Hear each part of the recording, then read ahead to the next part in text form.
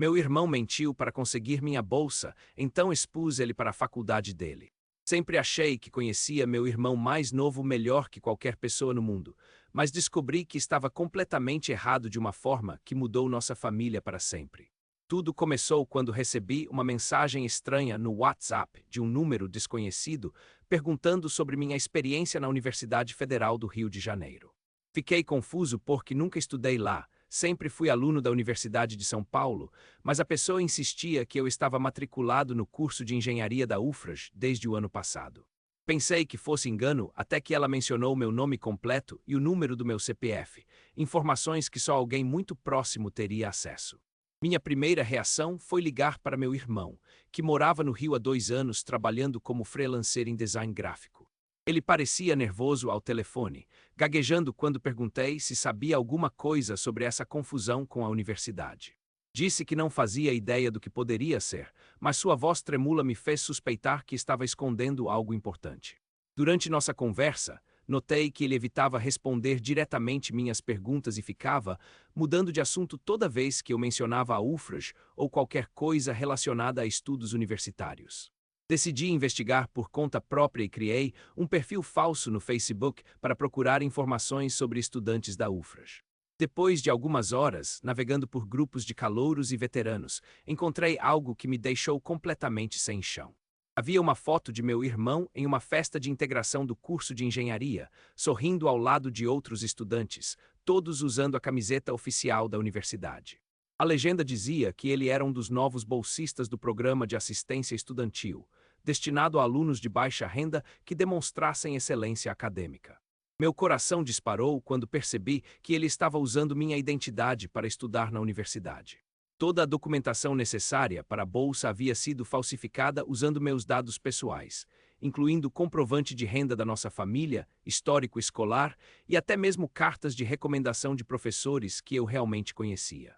Ele tinha acesso a tudo isso porque morava conosco até se mudar para o Rio, e nossa mãe sempre deixava nossos documentos importantes numa pasta compartilhada no escritório de casa. Fiquei paralisado diante da tela do computador, tentando processar a magnitude da traição. Meu próprio irmão havia roubado minha identidade para conseguir uma vaga na universidade, aproveitando-se do fato de que eu já tinha um diploma e não precisaria mais usar esses documentos acadêmicos. Ele sabia que eu nunca descobriria porque não tinha motivo para verificar se alguém estava usando meu nome em outras instituições de ensino. Mas descobri que a situação era ainda mais complexa quando resolvi ligar para a secretaria da UFRGS fingindo ser eu mesmo. A atendente me informou que havia uma pendência no meu cadastro porque alguém havia denunciado irregularidades na minha documentação. Aparentemente, um colega de turma do meu irmão havia notado inconsistências entre as informações que ele fornecia sobre sua vida pessoal e os dados oficiais que constavam no sistema da universidade. Esse colega havia percebido que meu irmão falava sobre experiências profissionais que não combinavam com o perfil de alguém que supostamente havia acabado de sair do ensino médio. Ele mencionava projetos freelancer de design gráfico, clientes específicos e até mesmo sua mudança para o Rio, coisas que não fariam sentido para um jovem de 18 anos recém-formado no colégio. A denúncia havia sido feita de forma anônima, mas estava causando uma investigação interna que poderia resultar no cancelamento da matrícula e bolsa. Percebi que tinha uma decisão difícil pela frente: confrontar meu irmão diretamente ou deixar que a própria universidade descobrisse a fraude. Parte de mim queria protegê-lo, afinal ele era minha família e provavelmente havia feito isso porque realmente queria estudar e não conseguia pagar uma faculdade particular. Mas outra parte estava furiosa com a traição e o risco que ele havia me colocado, porque usar documentos falsos poderia ter consequências legais sérias para ambos. Decidi que precisava entender melhor a situação antes de tomar qualquer atitude drástica. Comecei a investigar mais profundamente a vida do meu irmão no Rio, stalkeando suas redes sociais e conversando com amigos em comum que poderiam ter informações sobre sua rotina. Descobri que ele estava vivendo uma vida dupla muito mais elaborada do que eu imaginava, mantendo 2 perfis completamente diferentes no Instagram e no Facebook.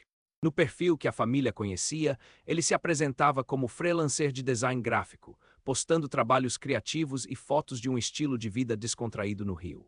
Mas no perfil que usava na universidade, ele se fazia passar por um jovem estudante dedicado, postando fotos na biblioteca, participando de eventos acadêmicos e interagindo com colegas de curso como se realmente fosse a pessoa que os documentos diziam que ele era. A descoberta mais chocante veio quando encontrei conversas nas redes sociais entre ele e uma garota da faculdade por quem aparentemente estava interessado romanticamente. Nas mensagens, ele havia criado uma história completamente inventada sobre nossa família, dizendo que nossos pais tinham morrido num acidente de carro e que ele havia sido criado por uma tia que trabalhava como faxineira. Ele usava essa história falsa para justificar sua candidatura à bolsa de assistência estudantil e para ganhar a simpatia dos colegas. Fiquei revoltado ao descobrir que ele havia matado nossos pais numa história inventada apenas para conseguir benefícios acadêmicos. Nossos pais eram pessoas trabalhadoras que sempre fizeram o possível para nos dar educação e oportunidades, e vê-los sendo usados como personagens numa mentira elaborada foi o que mais me machucou em toda essa situação. Senti que ele havia traído não apenas a mim, mas toda a nossa família. Nesse momento, tomei a decisão de que não poderia mais protegê-lo. Comecei a juntar todas as evidências que havia coletado. Prints das redes sociais, documentos que comprovavam minha verdadeira identidade, conversas onde ele se contradizia sobre detalhes da vida familiar, e até mesmo gravações de chamadas telefônicas onde ele admitia indiretamente estar estudando na UFRGS. Minha intenção não era destruir sua vida, mas sim fazer com que ele enfrentasse as consequências de suas escolhas. Entretanto, antes de tomar qualquer atitude, resolvi dar uma última chance para que ele mesmo confessasse a verdade. Marquei de viajar para o Rio no fim de semana seguinte, dizendo que queria visitá-lo e conhecer melhor sua nova vida na cidade. Ele ficou visivelmente nervoso com minha visita, tentando desencorajar minha ida com várias desculpas, mas insisti que precisávamos conversar pessoalmente sobre assuntos importantes da família. Durante a viagem de ônibus para o Rio, fiquei pensando em como abordar o assunto sem causar um confronto destrutivo. Queria entender suas motivações e dar a ele a oportunidade de se explicar antes que a situação saísse completamente do controle. Talvez houvesse uma forma de resolver tudo sem envolver as autoridades da universidade ou prejudicar permanentemente nosso relacionamento fraternal. Quando cheguei ao apartamento minúsculo que ele dividia com outros 2 rapazes na Tijuca, percebi imediatamente que algo estava errado. Havia livros universitários espalhados pela mesa, cadernos com anotações de aulas e até mesmo um cronograma de provas grudado na parede do quarto dele. Ele tentou disfarçar, dizendo que estava ajudando um amigo com os estudos, mas era óbvio que aqueles materiais eram dele próprio. Decidimos sair para jantar num restaurante próximo, e durante a refeição comecei a fazer perguntas aparentemente inocentes sobre sua vida profissional e social no Rio. Ele continuava mantendo a fachada de freelancer, mas suas respostas eram cada vez mais evasivas e contraditórias. Quando perguntei especificamente sobre seus clientes e projetos recentes, ele não conseguiu dar detalhes convincentes, gaguejando e mudando de assunto repetidamente. Foi então que resolvi confrontá-lo diretamente. Mostrei no meu celular uma das fotos que havia encontrado dele na universidade, usando a camiseta da UFRGS e sorrindo ao lado de colegas de curso. Seu rosto ficou completamente pálido e ele ficou em silêncio por vários minutos, provavelmente tentando inventar uma explicação que fizesse sentido. Mas eu já sabia de tudo e não havia mais como ele negar ou disfarçar a verdade. Ele finalmente admitiu que estava usando minha identidade para estudar na universidade, mas tentou justificar suas ações dizendo que sempre havia sonhado em ser engenheiro e que essa era sua única chance de conseguir uma educação superior. Explicou que não conseguia pagar uma faculdade particular e que sua idade e histórico profissional o impediam de concorrer a bolsas destinadas a recém-formados do ensino médio. Suas lágrimas pareciam genuínas, mas eu estava dividido entre a compaixão e a raiva. Por um lado, entendia sua frustração e o desejo de estudar, mas por outro lado, não conseguia aceitar que ele tivesse escolhido me trair dessa forma tão elaborada. Ele havia criado uma identidade falsa, inventado uma história trágica sobre nossa família e colocado minha reputação em risco, tudo para realizar um sonho pessoal. Durante nossa conversa, ele me implorou para não denunciá-lo, prometendo que encontraria uma forma de resolver a situação sem prejudicar ninguém. Disse que estava disposto a trancar o curso e devolver o dinheiro da bolsa, desde que eu não o expusesse para a universidade. Mas eu sabia que não era tão simples assim, especialmente porque já havia uma investigação em andamento sobre irregularidades na documentação. Voltei para São Paulo no domingo seguinte com a mente completamente confusa. Parte de mim queria proteger meu irmão e encontrar uma solução que não destruísse sua vida, mas outra parte sentia que ele precisava enfrentar as consequências de suas escolhas. Além disso, havia o fato de que outras pessoas merecedoras poderiam ter perdido a oportunidade de conseguir aquela bolsa por causa da fraude que ele havia cometido. Passei a semana seguinte pesquisando sobre as implicações legais da situação. Descobri que o uso de documentos falsos em instituições de ensino superior era considerado crime federal, podendo resultar em prisão e multas pesadas. Também havia a possibilidade de que eu fosse considerado cúmplice caso não denunciasse a fraude, especialmente se as autoridades descobrissem que eu sabia da situação e não tomei nenhuma providência. Essa descoberta me deixou ainda mais angustiado, porque percebi que minha inação poderia ter consequências legais para mim também. Não era apenas uma questão moral ou familiar, mas também uma questão de autopreservação. Se a universidade descobrisse a fraude por conta própria e investigasse mais profundamente, poderia parecer que eu estava envolvido no esquema desde o início. Foi então que recebi uma ligação inesperada de uma assistente social da UFRJ, perguntando se eu poderia comparecer à universidade para esclarecimentos sobre minha situação acadêmica. Aparentemente, a investigação interna havia progredido e eles queriam confirmar alguns detalhes sobre minha documentação e histórico pessoal. Percebi que não tinha mais como adiar uma decisão definitiva sobre o que fazer. Decidi que a honestidade era a melhor opção, tanto para proteger a mim mesmo quanto para fazer a coisa certa. Liguei para a assistente social e expliquei toda a situação, desde a descoberta da fraude até minha conversa com meu irmão no Rio. Ela ficou chocada com a complexidade do caso, mas agradeceu minha honestidade e disse que isso facilitaria muito a investigação. A universidade agendou uma reunião formal para a semana seguinte, onde eu deveria apresentar toda a documentação que comprovasse minha verdadeira identidade e histórico acadêmico. Eles também solicitaram que eu fornecesse todas as evidências que havia coletado sobre as atividades do meu irmão na instituição. Foi um processo constrangedor, mas necessário para esclarecer a situação. Enquanto isso, meu irmão começou a me bombardear com mensagens desesperadas, alternando entre súplicas por perdão e ameaças de que nunca mais falaria comigo se eu o denunciasse. Ele havia descoberto, através de colegas de curso, que a universidade estava investigando seu caso mais intensamente, e suspeitava que eu havia fornecido informações para as autoridades acadêmicas. Suas mensagens eram cada vez mais dramáticas, chegando ao ponto de dizer que eu estava destruindo sua vida e seus sonhos por vingança. Ele alegava que eu não conseguia aceitar que ele tivesse encontrado uma forma de melhorar sua situação e que minha atitude era movida por inveja e egoísmo. Essas acusações me machucaram profundamente porque sabia que minha decisão não havia sido tomada por malícia, mas sim por princípio. A situação ficou ainda mais complicada quando nossos pais descobriram o que estava acontecendo. Minha mãe ficou devastada ao saber que um de seus filhos havia usado a identidade do outro para cometer fraude, e meu pai ficou furioso com a desonestidade e o risco legal que toda a família estava correndo. Eles se sentiram traídos e envergonhados, especialmente ao descobrir que meu irmão havia inventado uma história sobre suas mortes para conseguir benefícios acadêmicos. A reunião na universidade foi tensa e constrangedora. Estavam presentes representantes da administração acadêmica, do departamento jurídico e da assistência estudantil. Apresentei toda a documentação solicitada e respondi a dezenas de perguntas sobre minha vida, formação e relacionamento familiar. Eles queriam ter certeza de que eu não estava envolvido na fraude e que realmente era vítima de roubo de identidade. Durante a reunião, descobri detalhes ainda mais perturbadores sobre as atividades do meu irmão na universidade. Ele não apenas havia usado minha identidade para se matricular, mas também havia forjado cartas de recomendação de professores da minha antiga universidade, criado históricos escolares falsos e até mesmo inventado experiências de trabalho voluntário para fortalecer sua candidatura à bolsa de assistência estudantil. O mais chocante foi descobrir que ele havia se candidatado a outras bolsas e programas de auxílio usando a mesma identidade falsa.